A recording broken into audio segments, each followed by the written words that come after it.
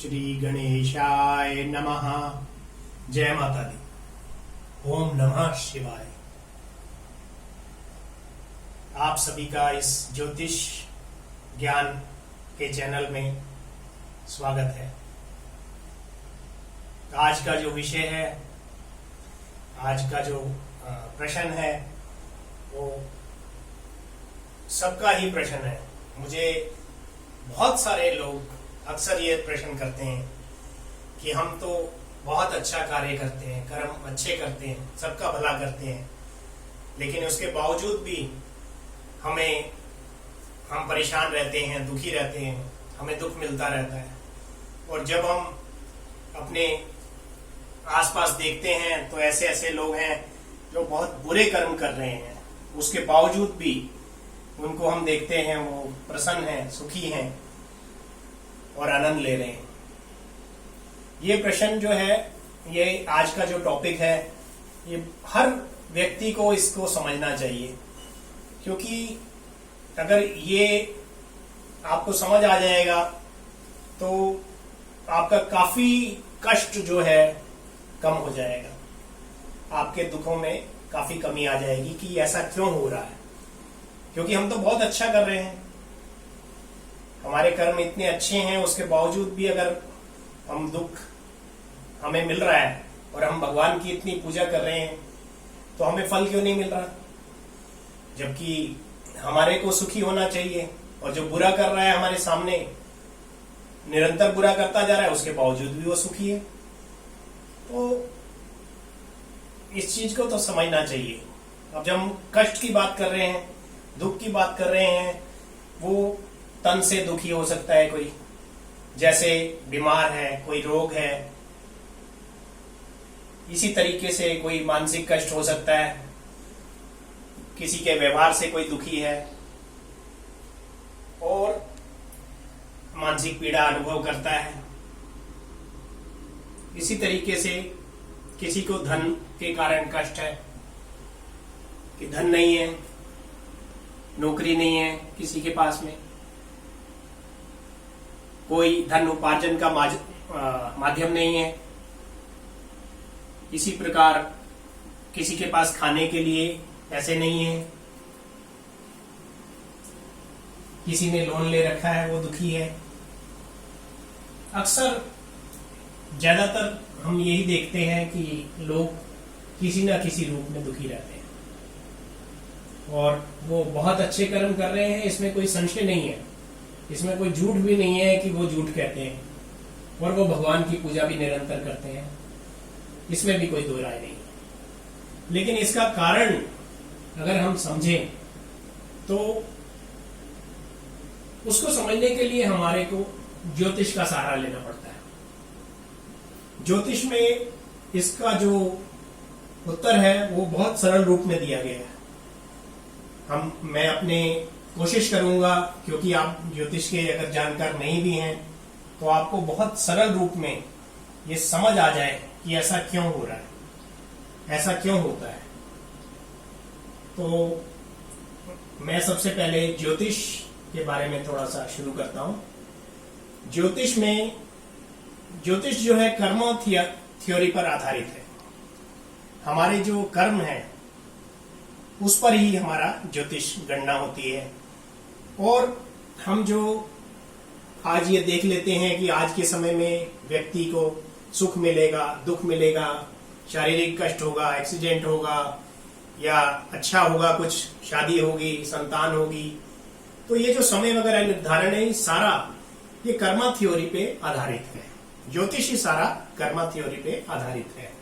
तो इसलिए हमारे को सबसे पहले कर्म को समझना पड़ेगा। अब कर्म जो है वो 3 प्रकार के हैं: संचित कर्म, प्रारब्ध और आगामी कर्म।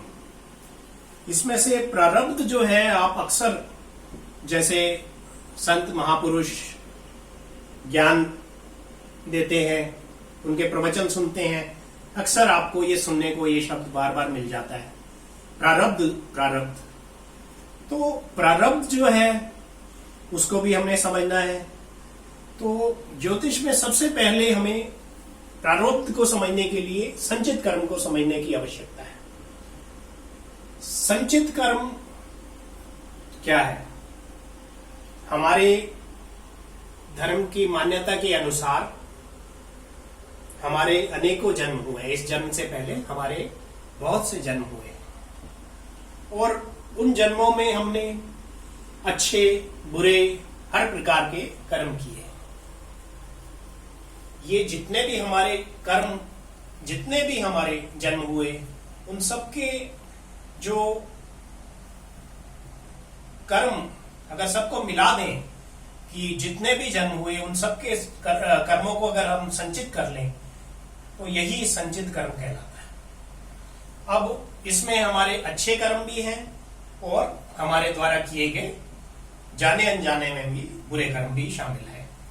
यह संचित कर्म है। अब हमने इसका दूसरा बोला प्रारब्ध, जो अक्सर आप शब्द आप सुनते रहते हैं बार बार। प्रारब्ध क्या है? प्रारब्ध हमें इस जन्म में जितने भी हमारे पिछले संचित कर्म थे, उन संचित कर्मों का कुछ हिस्सा, चाहे वो हमारे बुरे कर्म का था या अच्छा था, वो हमें इस जन्म में प्रारब्ध रूप में मिलता है,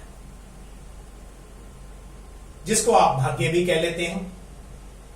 अब वो जो शुरू में जब जन्म हो रहा है, अगर उस समय में ही किसी को संचित कर्म से जो प्रारब्ध का जो हिस्सा, प्रारब्ध जो मिला, वो अगर बहुत अच्छे कर्मों का आ गया तो वो किसी अमीर घर में बच्चा पैदा हो जाता है।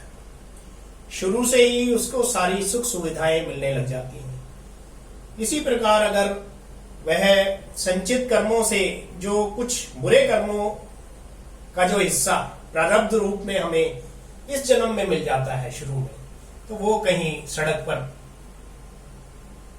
पैदा हो जाता है बच्चा और उसको काफी कष्टों का, खान पान के लिए भी काफी मुश्किलों का सामना करना पड़ता है। इसी प्रकार जैसे आज जैसे बड़ा होता है और वो जिस तरीके से के प्रारब्ध उसको इस जन्म में मिल रहा है, उसके अनुसार ही वो सुख या दुख भोगता है। ये हमारा प्रारब्ध कहलाता है। अब तीसरी जो हमने बताया आपको, आगामी कर्म। आगामी कर्म क्या है? आगामी कर्म जो है वो जो कर्म हम इस जन्म में कर रहे हैं, जैसे कि लोग कहते हैं अक्सर कि हम बहुत अच्छे कर्म कर रहे हैं, उनको आगामी कर्म कहा जाता है। अब आगामी कर्म जो आप इस जन्म में कर रहे हैं वो आप बहुत अच्छे कर रहे हैं, ठीक है, तो ये आपके लिए एक प्लस पॉइंट है, अच्छी बात है।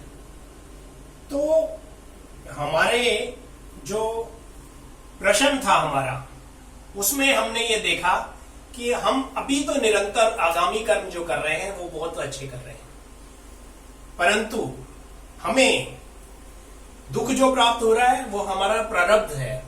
हमारे जो पिछले संचित कर्म, पिछले जन्मों के कर्मों का फल, जो कि हमारे कुछ अच्छे नहीं थे, उस रूप में हमें अगर मिलता है तो हम शरीर से दुखी हो गए, धन के कारण दुखी हो गए, मानसिक पीड़ा हो गई, तो ये सारा इसी प्रारब्ध के कारण ही है।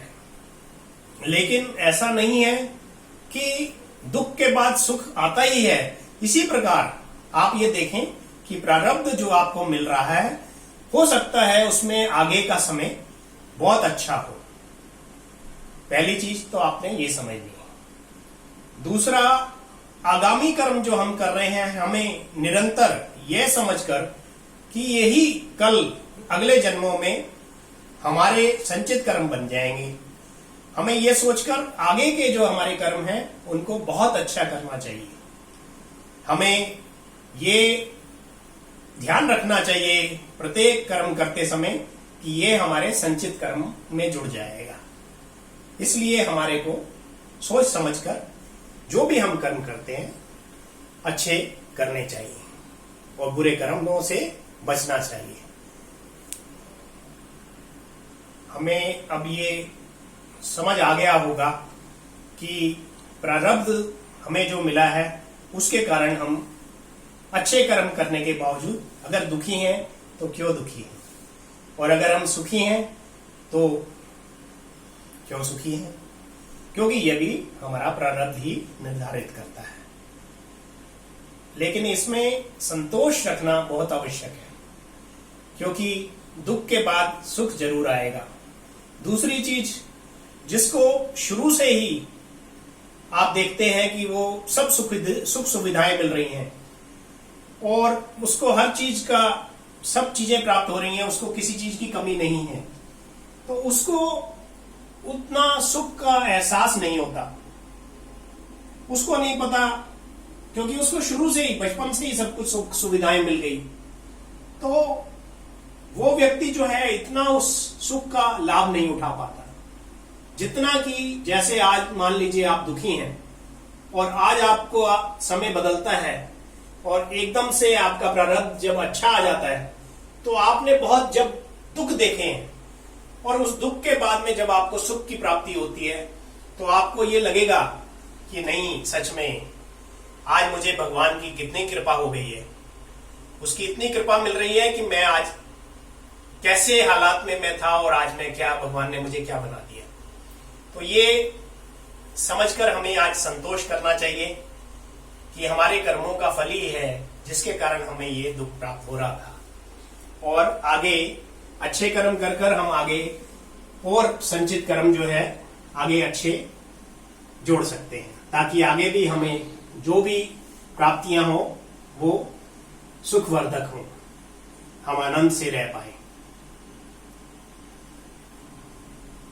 मैं अपने अगले किसी वीडियो में आगामी कर्म के बारे में भी और अच्छे तरीके से एक्सप्लेन करूंगा, ताकि आगे के लिए भी जो है ये अच्छा हो जाए, और उसमें मैं आपको बहुत अच्छे तरीके से उसको भी एक्सप्लेन करूंगा, जीवन क्या है और हम कैसे जिएं। ये सब जो है ये वेदों में निहित है, वेदों का अंग ही ज्योतिष है, इसीलिए जो है ज्योतिष में आपको हर प्रश्न का उत्तर मिल जाता है। जैसे मैं आपको हमेशा कहता रहा हूं, मैं आपसे फिर कह रहा हूं, आप अपना प्रश्न जरूर करें, क्योंकि आपके जो भी प्रश्न है उसका जवाब ज्योतिष में है, और मेरी ये पूरी कोशिश रहेगी कि आपको उस प्रश्न का जो उत्तर है बिल्कुल आसान सरल रूप में मिले, ताकि आपको समझने में कोई दिक्कत ना आए। और इसीलिए मैं आपसे दोबारा ये कहूंगा कि आप अपना जो भी परेशानी है, प्रश्न है, वो आप कमेंट बॉक्स में जरूर लिखें, ताकि आपके साथ साथ, क्योंकि वो जो आपकी प्रॉब्लम है हो सकता है और लोगों की भी हो, तो उनको भी उसका लाभ मिल सकेगा। इसलिए आप अपने प्रश्न कमेंट बॉक्स में जरूर लिखें, और जो लोग ज्योतिष पढ़ रहे हैं और जो ज्योतिष में बहुत इंटरेस्ट लेते हैं और उनको भी ज्योतिष से संबंधित कुछ क्लियर नहीं है, तो वो भी मेरे को कमेंट बॉक्स में लिखें, मैं वीडियो बनाकर उनके प्रश्नों का भी उत्तर दूंगा, और जरूर कोशिश करूंगा कि उनको भी इस विद्या में सफलता मिले।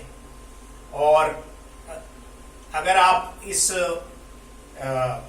जो हमारा ये वीडियो बन रहा है, इसमें अगर आपको कोई कहीं पे कोई त्रुटि भी लग रही है तो आप उसके बारे में भी जरूर लिखें, या आपको अगर कुछ समझ नहीं आया आप वो प्रश्न भी करें, मैं अगले वीडियो में उसके बारे में आपको जरूर क्लियर करके दूंगा। जिन लोगों ने भी मेरे इस चैनल की सब्सक्रिप्शन ली है वो बेल आइकन जरूर दबाएं, क्योंकि उससे क्या होगा कि आपको मेरे अगले वीडियो की जानकारी अपने आप प्राप्त हो जाएगी। अगर आपने सिर्फ सब्सक्राइब किया हुआ है तो आपको शायद मेरा अगला वीडियो नहीं मिल पाए, तो इसलिए आप कोशिश करके बेल आइकन एक है उसमें ही दिया हुआ है, सब्सक्रिप्शन के साथ में ही आप उसको भी दबाएंगे तो आपको मेरे अगले आगामी जितने भी वीडियो होंगे वो मिलेंगे। आप सबका इस वीडियो को देखने के लिए, सुनने के लिए बहुत बहुत धन्यवाद। जय माता दी।